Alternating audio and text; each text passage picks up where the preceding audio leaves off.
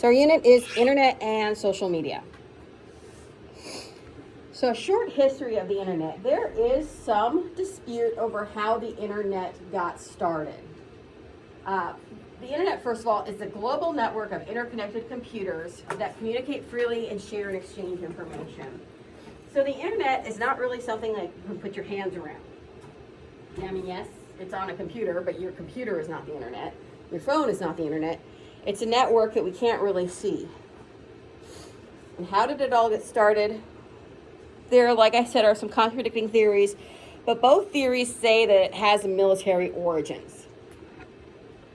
So there's someone that said that the internet got started around the time of the Cold War. So during the Cold War, the USSR and the USA were fighting each other in a non-military manner. So we were both stockpiling nuclear weapons. And there was a thought that at any moment, one of us could decide to drop a nuclear weapon on the other country. Luckily, it never happened. But for 40 years, we all kind of lived under the threat that that was looming out there.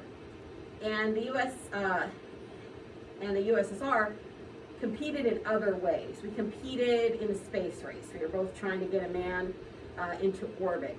We competed in the Olympics. We competed in every intellectual capacity you could imagine. It was just about who was better. And the reason the competition was so fierce is because we kind of represented opposite ends of the spectrum. Here was the USA, this capitalist country, and here was the USSR, this communist country. And in reality, the USA is not completely capitalist. We have socialist type programs, Social Security, disability, unemployment, those are all socialist programs. But the USA always prides itself on being a capitalist country and being a free country and the idea of free trade and free enterprise. And there was a lot of countries in the middle, and what was happening was the USSR was trying to build up communist countries. They were trying to make, the world communist, and the USA was doing the opposite. They're trying to make the world, other countries in the world model more after them. And it was this big idea that one of these ideas was going to win out. And after the USSR folded, a lot of that kind of went away. But the idea was that during the Cold War, it was 1962, and the Air Force wanted to maintain the military's ability to transfer information around the country, even if a given area was destroyed in an enemy attack. So the idea is, if they bomb the Pentagon and destroy the Pentagon, we don't want to lose all the records that are in the Pentagon. So we got to have a way to share information with each other that can't be destroyed with a bomb. And so that's where the idea of the internet came from. If we have a way of storing all this information in a digital format somewhere, then we can access it from anywhere. And that is the beauty of the internet, is you can access it here, but if you go home, you can still access everything you need for this class, even if you're not in the lab. You can still access Canvas and lectures and all that. So that was one of the ideas. The other theory is that, and it's very similar, that the internet was not necessarily invented by the Air Force, but was invented by a government think tank in order to protect national security in the face of a nuclear attack. So both of the theories tie back to this idea that we're going to get bombed, and we need to have a way to have information that's non-physical in nature. We have to have a digital format to share this information. And of course, you guys probably don't remember this, but when Al Gore was running for president against George W. Bush, he famously said that he invented the internet and got kind of a lot of flack for that. And he wasn't saying that I alone invented the internet. That's how people interpreted what he said.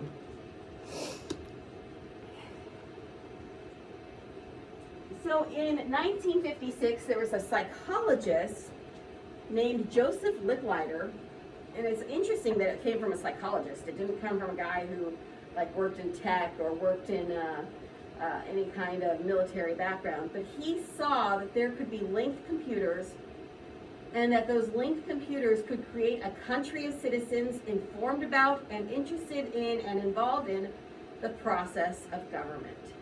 And in a way, what he foresaw did come to pass. We do have a society that is linked together by the internet. It's not necessarily a society that's linked together and interested in government. I mean, in an ideal world, that would be the case, that we would all care about our government and want to have a voice in our government, and that we would all join together to make sure that the government was operating efficiently. That's not exactly what happened. What we are is we're a society linked together by cat videos and TikTok dances and taking pictures of our food and kind of sometimes trivial things. And that's not to say that trivial things aren't fun and that you shouldn't do them, because everyone does something trivial every now and then. But the internet does really give us an insane amount of power when it comes to our government. Back in the 60s when Kennedy was president, I'm sure you guys have heard the rumors about how he had all these affairs and everything. Mm-hmm. And even before that, there were presidents that kind of operated under the radar because people didn't know what the presidents were doing. All they know is what they saw. Yeah, there was radio, and there was a press, and there was the beginnings of televisions, but it wasn't nearly as pervasive as it is now.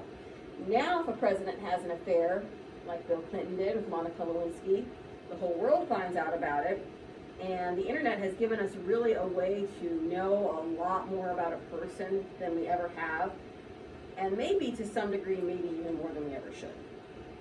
There is definitely an argument that it has gone too far. But what it does do is that anyone who wants to know about the government now can find out about the government. You can find out about the individuals and their backgrounds and their voting records and things like that. So Licklider kind of did see the future. In 1960, he decided, you know what, I'm really latched on to this idea and I want to follow through on it. So he gave up psychology and devoted himself to computer science. And he wrote that human brains and computing machines will be coupled tightly, and the resulting partnership will think as no human brain has ever thought and process data in a way not approached by the information handling machines we know today. So he saw people and computers kind of working together as one. I wouldn't say we're there, although most people do use a computer probably daily, your phone, if nothing else. What he's talking about, I think, would scare some people, because there is this group of people that think that artificial intelligence is going to get out of hand one day, and the machines are going to rise up, and they're going to take over humanity. There's been countless movies made about it, from the Terminator movies to iRobot. There's this idea that one day the machines are going to get too smart and realize they don't need people anymore, and they're going to take over. I don't know about that. But I do think that we are not nearly at the end of this coupling of human intelligence and artificial intelligence by any stretch of the imagination.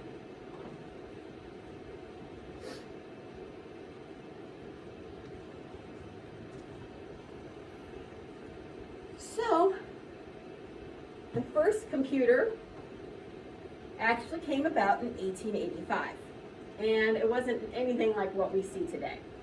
So the originator of the computer sometimes is credited as being Charles Babbage, and he wanted to build something called an analytical engine.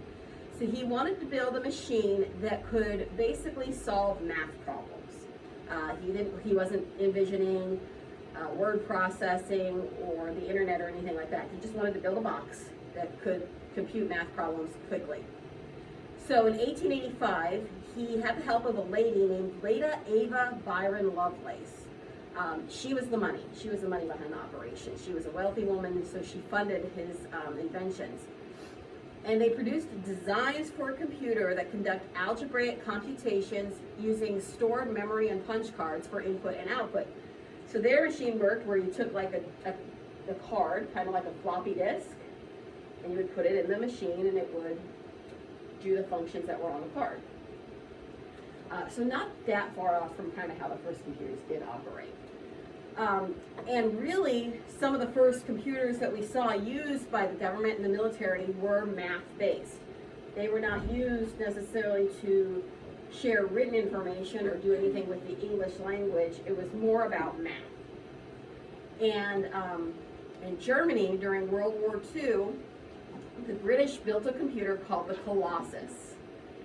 And the goal of the Colossus was to break Germans' secret codes during World War II.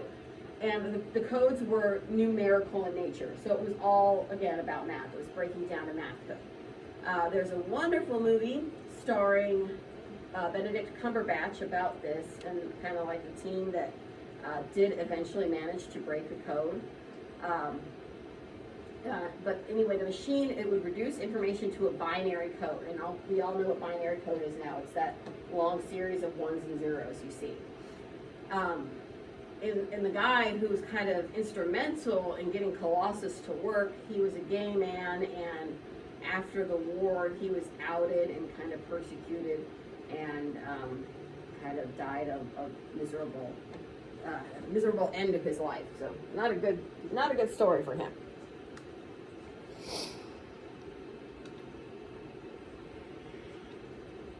So after Colossus, the United States became very interested in computers, and they came up with something called the Electronic Numerical Integrator and Calculator. Again, math. Computers were made to do math. It was the first quote-unquote full-service computer, and it was introduced in 1946 by John Mauchly and John Prosper Eckert. So this thing was not your basic laptop or desktop model. It was humongous. It was 18 feet tall, 80 feet long, and weighed 60,000 pounds. And the first computers we had were these giant machines that basically took up an entire room. They took up an entire room, and they required a lot of power to operate, like just basic electricity. And so computers are very slow to get a following in the business world because they required so much electricity, and they required so much space. Most people didn't have the space for them. And also, think about it, in the 40s and 50s and 60s, who knew how to work computers? So you'd have to hire someone who knew how to operate the computer. And now, just about any business has an entire IT team. You have a team of people that do keep your computers running. But back, the 60s, they didn't have teams of people, and they certainly didn't want to hire teams of people just to keep these machines running. But anyway, the computers had 17,500 vacuum tubes and 500 miles of electrical wire. Not 500 feet, 500 miles of electrical wire. So this thing was massive. Ate up 150 watts of electricity. And these guys, they were onto something. So they decided to form a computer company. And eventually they sold that company to the Remington Rand Corporation. And then they developed another machine called the Universal Automatic Computer. And they sold that to the Census Bureau in 1951. Because think about it, these computers are all math-based. A government agency that is almost purely math-based is the Census Bureau, because what does the Census Bureau do? It counts the amount of people that are living in the country. So they had an excellent use for the computer, and really it was the government that kind of fueled the computer revolution. Government was the first to latch on to the idea that these machines are useful and can be beneficial to us. And one of the agencies, in addition to the Census Bureau, that was one of the first kind of adopt computer systems was NASA. And if you think about it today, NASA's computer systems are amazing, and we have satellite technology, and we have the International Space Station, and it's all made possible by computers. And in the early days of NASA, before computers kind of caught on, they had people that did these math calculations that all day long just crunch the numbers.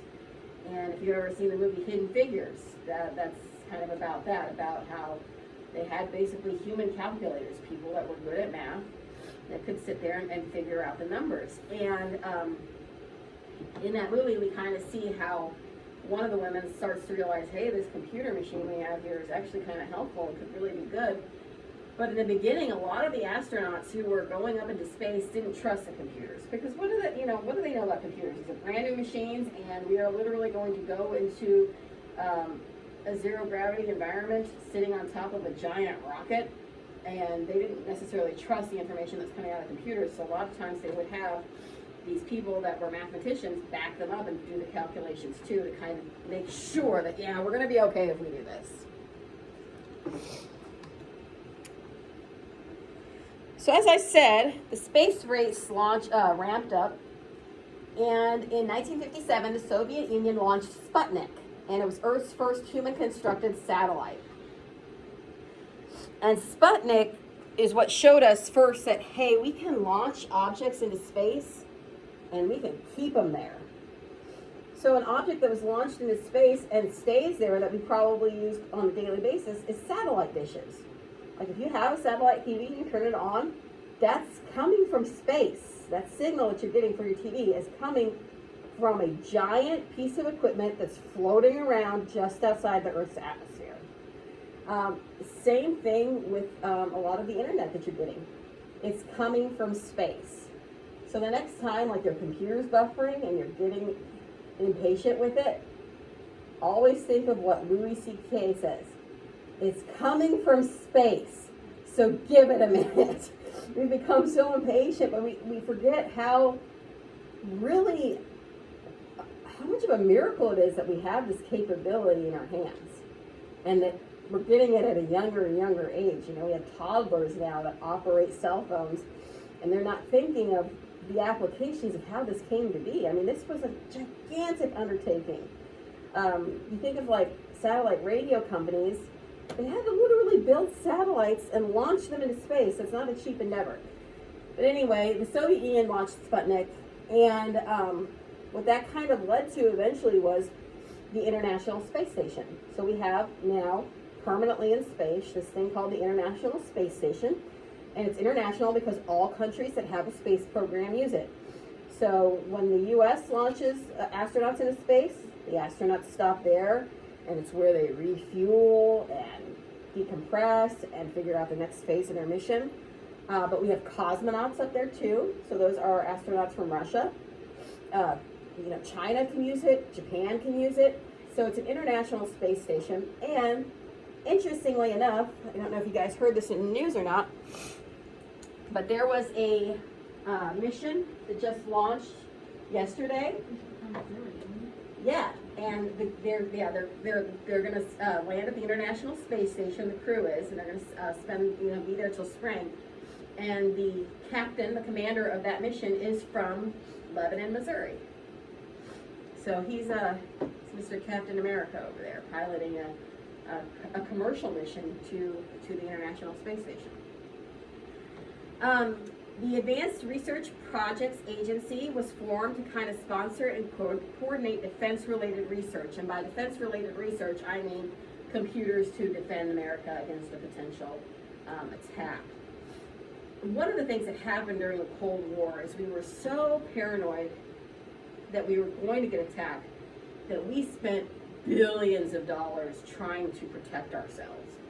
And it led to some great things. I mean, it did lead to, the launch of the computer revolution and eventually the internet. But there was also a lot of things that kind of came up along the way that never really panned out. Have you guys ever heard of a U.S. defense initiative called Star Wars? No? Oh, yeah. So basically, Reagan had this idea that we're going to build a thing and we're going to put it up in space, and if a nuclear bomb is headed our way, this thing will detect the nuclear bomb and shoot it down over the ocean, so the bombs can never reach us. Sounds like a great idea, right? Mm-hmm. So let's pour literally billions of dollars into it. Billions. And it never actually was created. If North Korea wants to launch a missile at California, North Korea can do that, and we don't have any giant satellite in the sky that's going to detect it and shoot it down. So,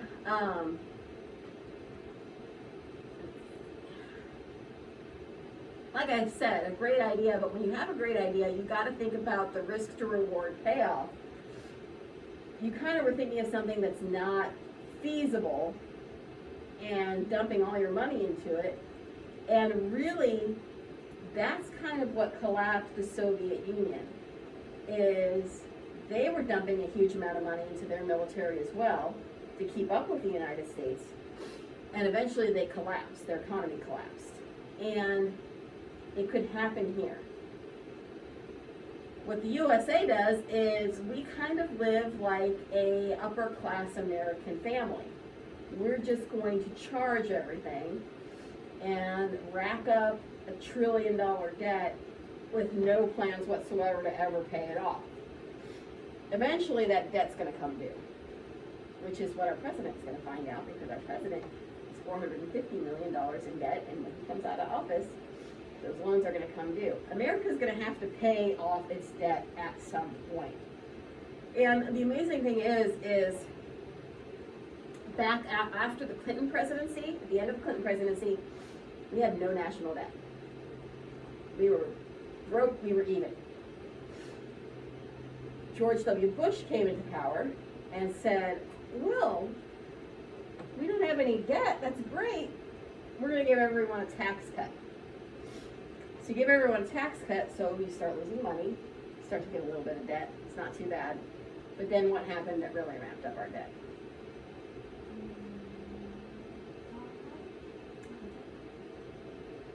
The Iraq War. So we're going to go to war with Afghanistan and Iraq. Well, when you go to war, it's very expensive. You have to pay soldiers. You have to build tanks, you have to build bombs, you have to spend money, and godly sums of money on the military. And so the debt started to accumulate, accumulated and accumulated and accumulated. And eventually, towards the end of the George W. Bush presidency, you're exactly right, the stock market collapsed, the bottom fell out. And so now, not only are we funding 2 wars, now we got to fund all these banks that have failed. Because we can't have these banks fail, because if banks fail, I mean, then your society collapses, you know. So we're going to dump several $1 billion into Wall Street. And Wall Street repaid us by screwing us and giving all their CEOs these ridiculous multi-million-dollar golden parachute retirement deals. So now we're really in debt, right? And we remained in debt during the Obama years, I'm not going to lie, because the wars are still going on. We still haven't got the money back from Wall Street, so we're still in debt. And then Trump takes the office, and even though we're herniating money, he institutes what? Another tax cut. So now we're literally trillions of dollars in debt. And Joe Biden's going to take office, and that's his present. Figure it out. Figure out how to repay this money that has been building through 3 administrations now. So 24 years we've been racking up this debt, and eventually it's going to come due. So get ready. Taxes are probably going to go up. They say taxes are not going to go up on you. Taxes are going to go up on the super rich. The thing is, when you raise taxes on the super rich, which I'm not saying is a bad thing, is the super rich don't like to pay their fair share of anything. So they pass those extra costs on to the consumers. They move their operations overseas, and people lose jobs. They charge higher prices for their goods. So it's a very tricky situation. But it all started back here when we decided we like computers and we like the internet and we want to make this thing happen. So ARPA is formed, and again, it's defense related. And remember those 2 guys I told you about, they had formed that computer company, sold it to the RAND Corporation. So ARPA, this government agency, goes to the RAND Corporation and says, hey guys, I want you to come up with a plan that would enable the U.S. military to maintain command over its missiles and planes if a nuclear attack knocked out conventional means of communication. So their idea was, if Russia bombs us and we don't have the ability to push the button at the Pentagon, we have to have a way to push the button from a remote location to launch our own weapons.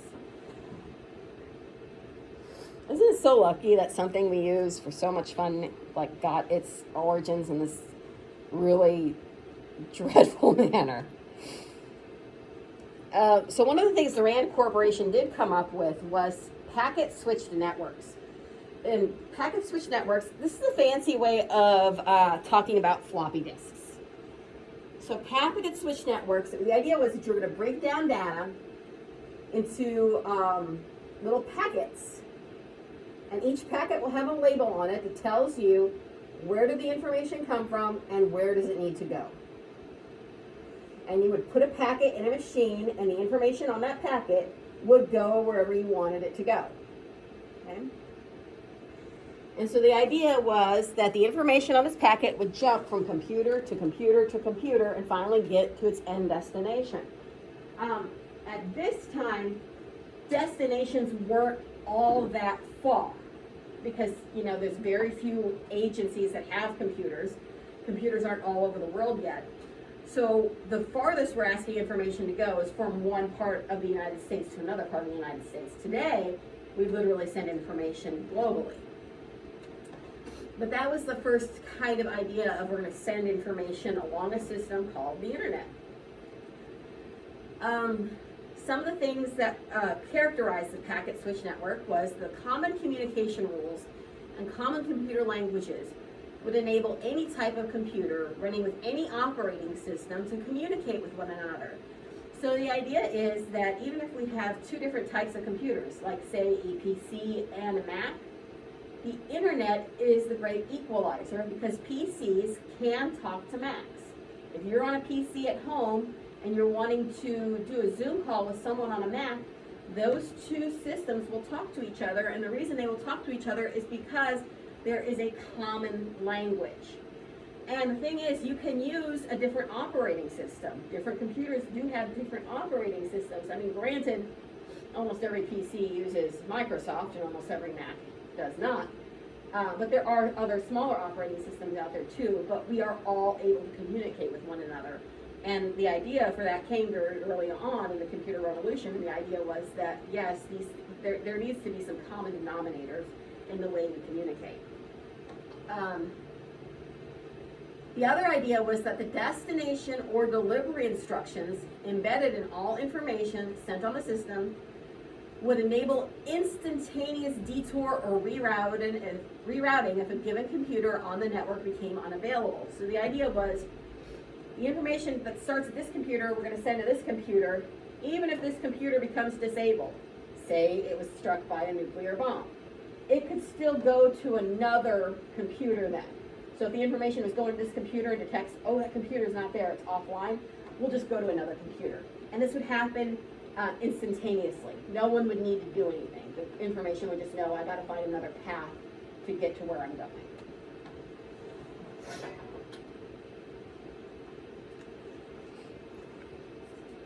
So in 1969, ARPA went online, which meant that it went on the internet. So the internet was first created, okay? The internet is being used in 1969. After 1969, the developments start to come pretty rapidly. So in 1972, the first email program was created. And you're going to want to remember the name Ray Tomlinson, because Ray Tomlinson's created the first email program and it used that famous @ symbol, which is still in use today. Every email address you type in has an @ symbol. Okay. In 1974, we first see the official use of the word the internet. It was around before then, but that's when we first kind of named it. Benjamin Cerf and Robert Kahn created the term internet. In 1979, Usenet was created, and then IBM, which is, I'm sure, a computer program you have all heard of, created BitNet. Do you guys remember anything about BitNet? Bitcoin is something different. Bitcoin is that online currency that you can rack up, doing certain games and other programs on the internet. And Bitcoin it's complicated. For a while, it looked like Bitcoin was going to be like the new currency. Like it was really catching on, and like the stock prices of Bitcoin were astronomical, and now it's kind of died off. Because we're like, we kind of still like our money that like we put in our wallet. Yeah. But yeah, BitNet is basically, it's just an early Internet Explorer type thing. It's just like an early internet provider. And IBM and Usenet worked together, and they came up with the idea of hosts. So a host is a computer linking an individual personal computer to the internet. So the idea is that every computer is a host to the internet. So the internet, I want to stress this, the internet is not a computer. The internet and the computer are two different things, because you can have a computer and not have access to the internet. My husband's grandparents thought they needed a computer. So they bought a computer, but didn't buy internet access service. So they just had this box. And without the internet, the computer, it can do some things. You can type on it and stuff, but you can't use it to communicate. Yeah, or like the snake game, yeah, like the early cell phones. But yeah, without the internet, the computer definitely cannot live up to its full potential. But the computer is a host, and it hosts the internet. So basically, it's the box that holds what we all want to get to. In 1979, there was about 1.1 million people on the network. So think about that. That's still a novelty. Yeah, 1 million people are using it, but a lot of that's in business, a lot of that's in government. So it wasn't like this thing where we have today where everyone uses the internet. It was very much a niche audience, a novelty audience, and that's why when your Steve Jobs came up with the idea of we need personal computers, a lot of people were not willing to invest with him and kind of laughed at him and called him crazy, because they're like, what do people, just regular people, need a computer for? And they were very expensive. I mean, computers are still expensive today, but you can go to like Best Buy and get a computer for like what, $600-700, get a laptop. In the 80s, $600 or $700 was very different from $600 or $700 today. And that was a big chunk of money. But anyway, so we're chugging along. We're going to go a little bit into the origins of like personal computers later in the lecture. But by 1992, the World Wide Web is released. And I know none of you were alive when this happened, but I was in middle school, and it was very exciting. And we all went to the computer lab, and we all looked at, and we all got on like Internet Explorer. Actually, it was Netscape Navigator at the time. We got on Netscape Navigator, and we were introduced to the World Wide Web, and it was very fun and exciting. Today, we have over 100 million hosts, so 100 million computers, serving over 3.7 billion people, about half of the world's population. And I remember I said this in one class, and they're like, just half? Just half of the world has computers? But you got to think about it. There are lots of third world countries out there that don't operate like the United States does, that people have no need to be on a computer. So a big chunk of that 3.7 billion people is coming from the industrialized nations. It's coming from the United States. It's coming from Canada and Europe and Russia and more developed countries.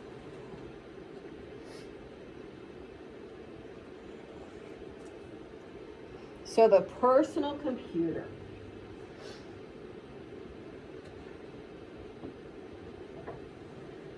So IBM first came up with the mainframe and mini computers. And by mini computer, I mean a desktop computer. So the desktop computers are the towers that we have today. Today, the goal is to get computers to be truly miniaturized. We have laptops that are tiny. We have all-in-one computers where you don't even have a tower anymore. Everything is built into the screen. And then, of course, the smallest computers we have are our cell phones, because those are mini computers, and our tablets. But by mini computers, I mean kind of more a traditional tower monitor system that we see today. And what happened was they set up terminals. So terminals were a workstation connected to a larger centralized machine. So let's say you have an office and you have 10 work stations in it. So you have 10 people Each person has a tower and a monitor and their own computer, but all those computers have to be hooked up to a big computer. So they're really kind of getting their power from the big computer that's still taking up like a whole room. And the first people that started to buy these mainframe and mini computer systems were businesses, schools, and universities. Again, it's not individuals buying this for personal use. It's schools buying it to introduce it to students. And I went to elementary school in California, and I lived in San Diego, so it was a very wealthy school district. And so, I mean, we had like the first Apple computers. If you've ever seen the Steve Jobs movie where he's doing the big presentation and he turns on the computer and it says hello, the Lisa, you know, that was the first computer, and that's what we had in the schools. And we thought it was so revolutionary. But yeah, schools and universities and then businesses were kind of the first to say, yes, we need computers.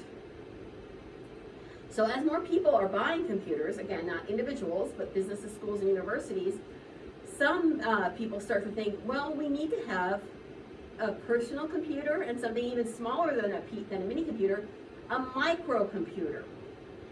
So a microcomputer is kind of like more of the computers that we see today for personal use. And these would be small, affordable machines. So the machines the schools are buying and the businesses are buying, again, are bigger machines hooked up to a big centralized machine. Very expensive and not feasible for the average person to buy. So the idea was that we're going to come up with smaller machines that are affordable that individuals can buy. Some things had to change in the mechanics of the computer. The original computers used vacuum tubes. So vacuum tubes are actual thick glass tubes. And if you're going to have a machine that has thick glass tubes in it, that machine is going to be big, because it has to be big, to hold the tubes. And so they replaced the vacuum tube with the semiconductor, which is a chip. And you guys have also seen a computer chip, very small, right?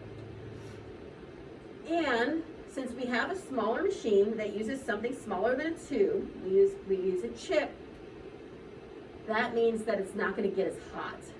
Now, computers can sometimes still get hot, but they don't get as hot as the big machines used to get. And since they don't get as hot, that's going to lower the cost. So, no surprise, personal computers did catch on. And ever since then, they've been continuously evolving. In 2007, for the first time, laptop computers started to outsell desk models. In 2006, tablets came about, and tablets have replaced some computers. I started working at the radio station a couple weeks ago, and one of the things I said was, you know, I'm going to need a laptop with editing software on it. And the general manager said, do you want a laptop or do you want a tablet? Now, I'm old-fashioned. I like to have a laptop. I like to have like a machine that I'm familiar with and that I can put on my lap and I can use and can do some stuff. There are a lot of people, especially younger people, that prefer a tablet version because they can do everything on a tablet. I'm like, no, I need a keyboard. So tablets are starting to kind of even phase out some computers. And then, of course, the iPad, which is Apple's version of the tablet, came out in 2010. Prior to 2010, the original tablets weren't really used by individuals so much. They were used a lot in hospitals, like nurses would use them to chart their medicines and keep records of what patients got what. But when Apple came out with the iPad in 2010, that's when tablets kind of started to catch on in popular culture. And then in 2013, tablets did outsell laptops. And by 2015, they outsold laptops and PCs. One of the reasons tablets are so popular is they're portable. You can take them anywhere. And they're also affordable. You know, you can pay $300 for a tablet or $700 for a laptop. And then also a lot of households, the reason they sell so much is a lot of households will have multiple tablets. Like a household might just have one computer that the whole family uses, but like probably every kid has their own tablet. So that's why tablets are outselling computers to such an extent.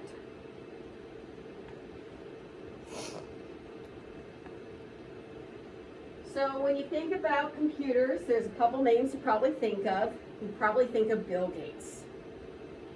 So Bill Gates dropped out of Harvard in 1975, and the reason he dropped out of Harvard was to work on a computer system. And he had a machine called a MITS Altair 8800. And this is the machine that inspired him to build a operating system that all computers could use.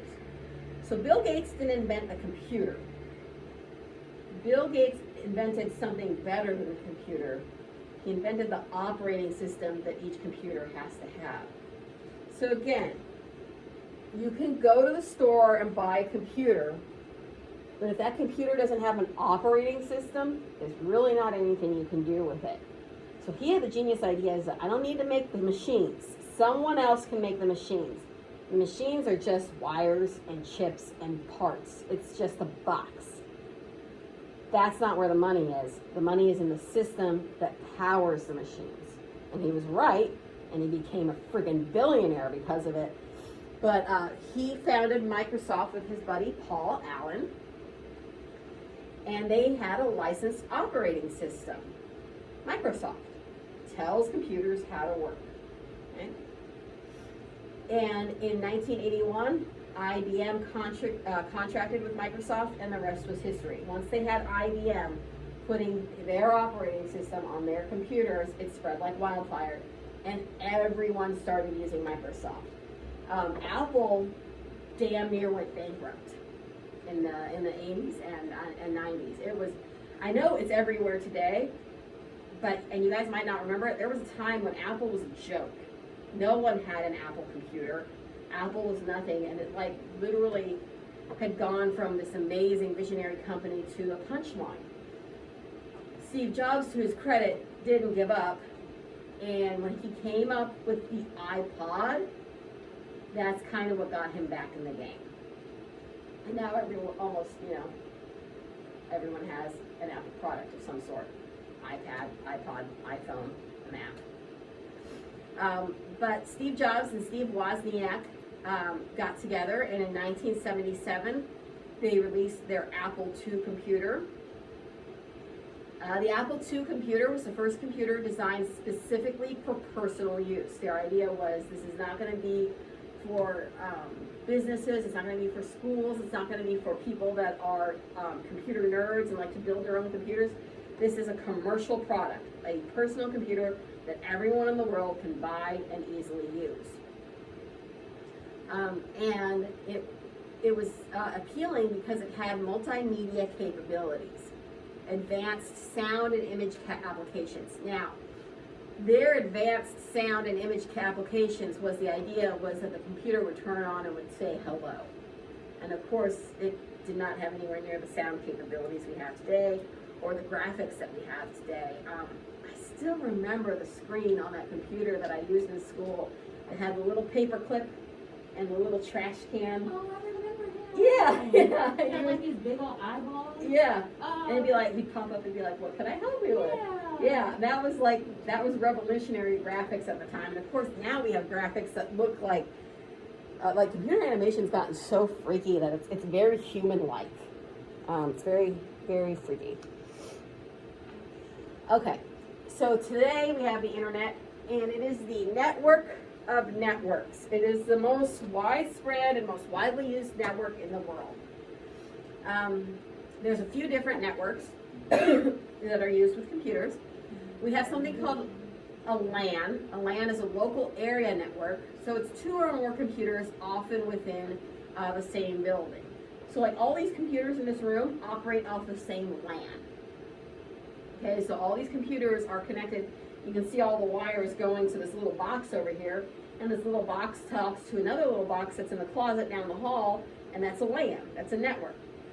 You also have WANs. So WANs are wide area networks, and WANs connect the LANs. So we have a LAN in this building that connects all the computers, but on the campus we have a WAN so that the computers in this room can talk to the computers in Young Hall, or MLK. So you got the LANs, and then you have the WANs. And when several organizations link their computer systems, their users are part of a WAN. So not only do we have different buildings on campus that are part of our WAN, But we have buildings at our campus in Rolla that are on our WAN, buildings on our campus in Fort Leonard Wood that are on our WAN, so we can all be connected. An ISP, I'm sure you guys have heard of ISP, that's an internet service provider, and it offers you a connection to the internet at a monthly rate. So some of the big ISPs are Suddenlink and CenturyLink, Comcast and Verizon. Half of all internet users are served by the 5 largest ISPs. So there are smaller ISPs out there, especially in rural areas, but the big ones are ones you've all heard of. You've heard of Comcast, you've heard of Verizon, you've heard of CenturyLink, and just like with our media organizations and our music companies, everything's becoming concentrated, and the big companies really got a grip on the population. So like if you have let's say you have a tiny ISP that serves, like the area of Taos, small area. If that ISP goes out of business, collapses, what are the ramifications for that? A few people lose internet access and something else will rise up to replace it. If Comcast collapses or Verizon collapses, think of the ripple that'll have. Think of the amount of people that will lose internet service or lose phone service. So there's a danger in conglomeration to the idea that something's too big to fail. Email, 295 billion emails are sent each day, but 89% of them are spam. Think about that. Almost 300 billion emails are sent, and nearly 90% of them are spam. That's how much useless junk winds up in your computers. Like my personal computer account, I have my inbox, but I have my focused inbox and my other inbox. Other inbox is where some junk goes. That's junk my computer says, it may be junk, but it might not be junk.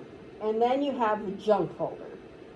And I get probably 500 pieces of junk mail overnight in that junk folder. And I don't even see them. I just say, dump all. So yeah, a lot of the email is spam. There's also instant messaging, which this allows 2 or more people to communicate instantaneously.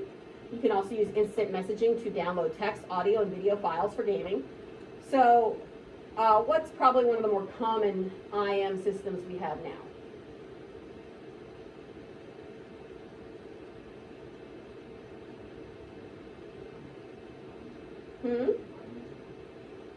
Yeah, Messenger on Facebook, iMessage, Snapchat. Those are all kind of IM systems, instant messaging systems. We also have something called Voice over Internet Protocol. And what it is it's internet telephone. It's telephone where the calls are transferred in digital packets over the internet rather than on a traditional phone line. So I'm sure you guys have all seen the movies and like from the 50s where the operators are in the big room and they're taking the wires and they're poking them in the holes and directing calls that way. And that's how most phone calls were conducted, was literally over a wire. And back in the old days, we had to plug the wire into the right hole. Now everything's so connected that we don't have that anymore. But there are some people who have a phone system that doesn't use traditional telephone lines at all. It uses the internet. And Vonage, RingCentral, and Facebook Messenger are all examples of kind of a voice over protocol system.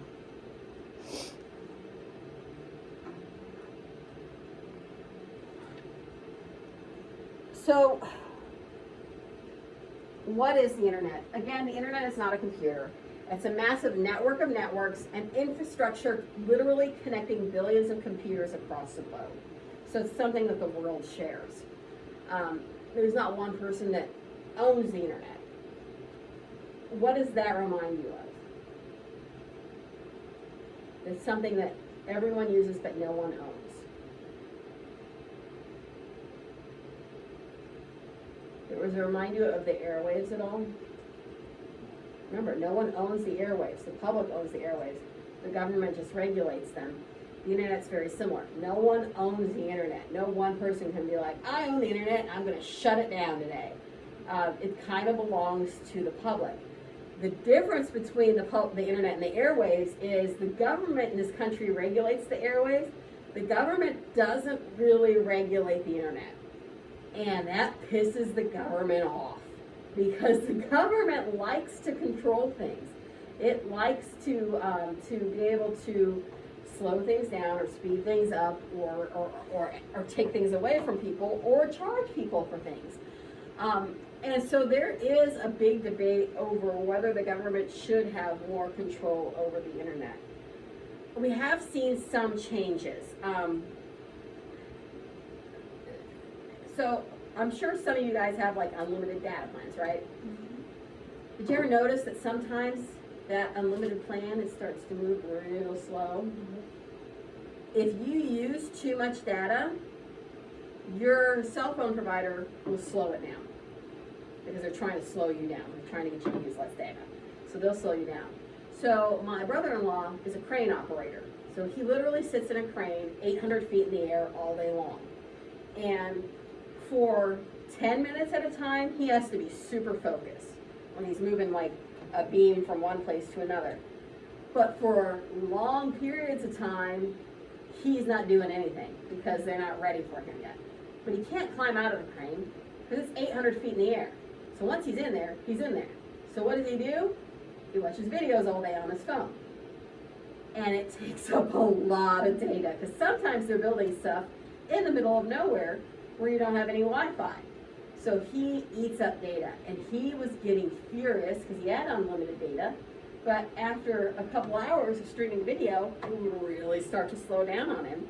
And his phone company is saying, no, you're not, we're going to slow it down so much. So technically you have it, but you just can't really use it. And so this pissed a lot of people off. So the government has kind of reined that in a little bit. Like you can't just do that willy-nilly. But it still happens.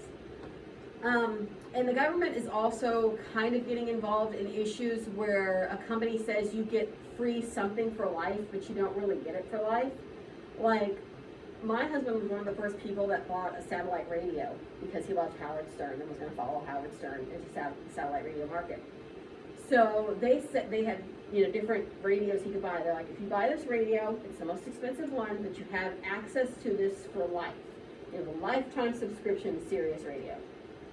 So he bought that package, and it has paid off. We have had that for 20 years now. But every time Sirius comes out with something new that it provides to its customers, we don't get that because that wasn't covered in our original deal. So it wasn't really truly a lifetime membership. And the government got involved because someone filed a lawsuit, and so there was a class action suit, and they're like, no, you have to give everybody this.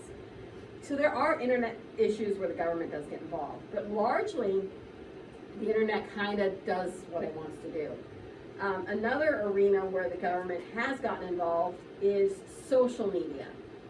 And I'm gonna give you some articles to read about this during the break, so be on the lookout for that.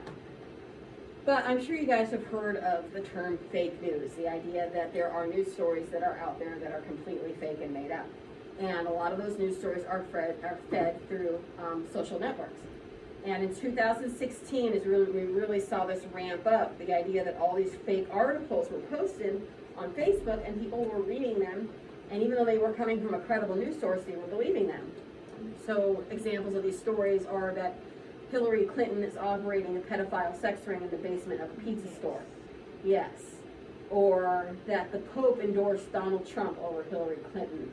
Or, that Obama was spying on the Trump campaign. So all these stories started to come out.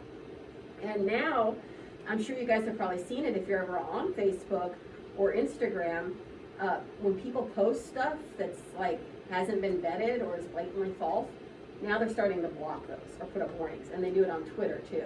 Like, this story has not been verified. Sometimes they'll cover it up completely. Sometimes they'll just put a disclaimer on it that says, be careful when you're reading this, it might not be true. So,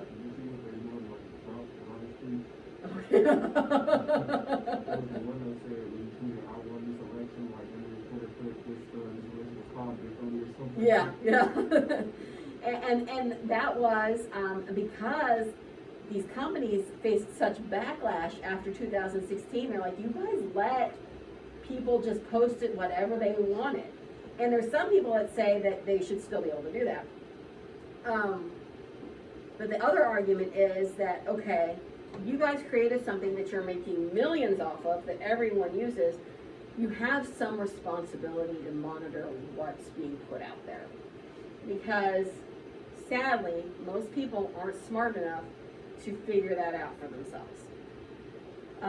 So I think we're going to start, and that wasn't like government mandated. The government didn't say you have to do this, but the government did heavily suggest it because they brought Mark Zuckerberg in front of the Senate. Yeah, and made him answer all these questions and kind of like, he was kind of like being scolded by mom and dad. Like, you made this thing and now you're just letting it run buck wild and you need to do something. So now Mark Zuckerberg and the Twitter CEOs and Snapchat CEOs kind of got to kind of rein it in. And of course, the one that's under fire right now is TikTok. And TikTok, it might have to make some changes if it's going to keep operating in the U.S.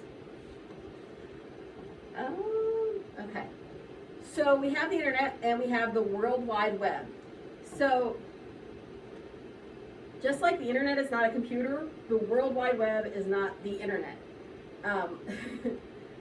The World Wide Web is a way to access the internet. So it's kind of like a door. Like the World Wide Web is the door you open and then you get to the internet. So the internet's out there in the ether, you've got to get the door to get to the internet, and right now the door is the World Wide Web, which they abbreviate to www. So when you have a website, what does every website start with? www. And we don't even use the www anymore. When we type in a website, we just got to do the stuff that comes after all the W's. Yeah, back in the old days, you had to type www in, and in the really old days, you had to type in the http:// and the www. So now we're getting really shorthand. We don't even need the W's anymore. And if you guys are going into journalism, when you read websites on the news or print them in the newspaper, you don't add the W's. W's are implied. And the web uses hypertext transfer protocols, that's what HTTP stands for, to transport files from one place to another.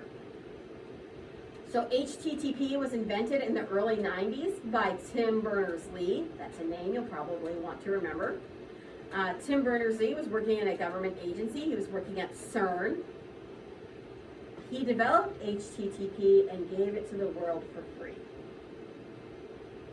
He thought, I have invented something that the entire world is going to use, and I cannot ethically stand a profit from it because, like the airwaves, like the internet, it doesn't belong to me, it belongs to the world. So he invented this system that literally every computer in the world uses and just gave it away. Didn't make $1 off of it, which is pretty astounding to me.